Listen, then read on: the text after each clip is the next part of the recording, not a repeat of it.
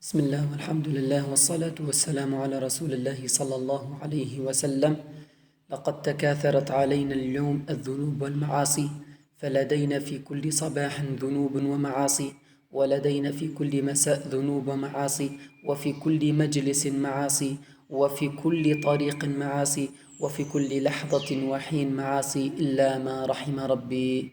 فما الحل إذن؟ وما الحل لكي ترجع إلينا بركة المعيشة، ولكي يرزقنا الله سبحانه وتعالى الغيث النافع؟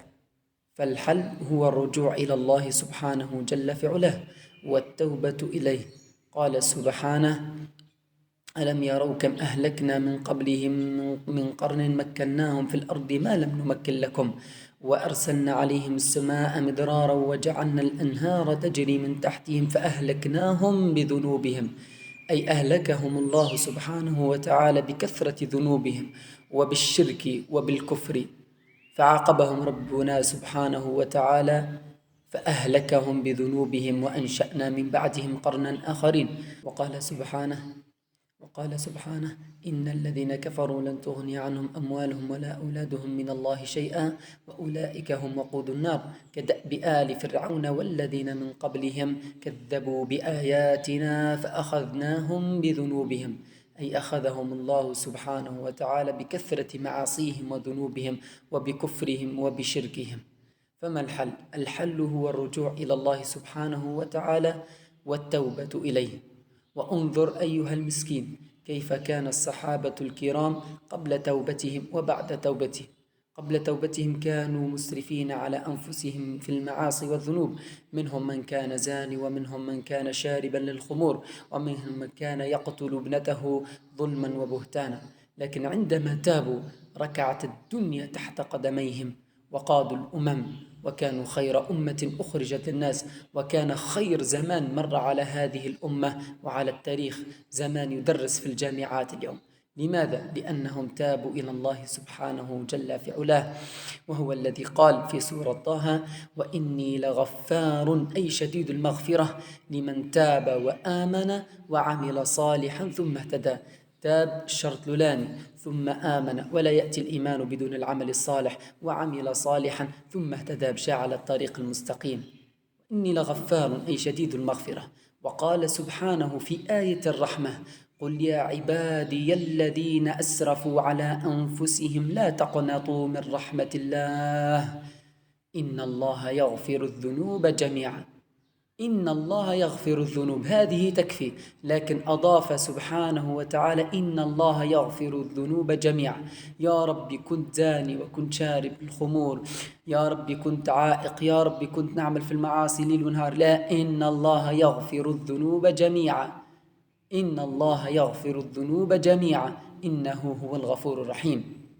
قال ابن كثير: هذه الآية دعوة لجميع المسلمين وغيرهم من الكفار والعصاة والظالمين إلى التوبة إلى الله سبحانه وتعالى، ولو كانت مثل زبد البحر يغفرها ربنا تبارك وتعالى، ولو كانت مثل زبد البحر. تخيل لو توصل ذنوبك عنان السماء، كما أخبر سبحانه جل في علاه: يا عبدي لو بلغت ذنوبك عنان السماء ثم استغفرتني لغفرت لك ولا أبالي. تخيل أن ذنوبك توصل لعنان السماء، فما هي ذنوبك أمام رحمة الله سبحانه وتعالى؟ حتى شيء. كاللمم ذنوبك في مغفرة ربنا سبحانه وتعالى كاللمم. أما الشرط الوحيد التوبة لكي تغفر هذه الذنوب. ليس لديك أي شيء آخر إلا التوبة والإنابة إليه والعودة إليه، وأن تهتدي بهدي النبي صلى الله عليه وسلم، وأن تمشي على الطريق المستقيم. قل يا عبادي الذين أسرفوا على أنفسهم لا تقنطوا، ما تقنطش من رحمة ربي، تقولش أنا عملت ذنوب يا ربي أنا شربت خمر زعما ربي يغفر لي بنا وجه أنا ماشي باش نقابل، لا، هذا باب شيطان. قولك باش بنا وجه باش يقابل ربي أنا سبحانه، باش مش نصلي أنا، لا، هذا باب شيطان. لا، عليك التوبة، أنت مريض فعليك بالدواء، ودواءك هو التوبة إلى الله سبحانه وتعالى، وأن تدخل إلى المسجد وأن تخلع رداء الكبر، وأن تخلع رداء الكبر، وأن تدخل بقلب خاضع ذليل بين يديه سبحانه وتعالى، باكيا على ذنوبك، ابكي بكاء الدم على ذنوبك، وعد إليه يقبل تائبة سبحانه وتعالى. تاب على من قتل 99 نفس ثم أكمل 100 ودخل الجنة. تخيل يعني يقتل 99 نفس ويزيد يكمل 100 ويدخل الجنة.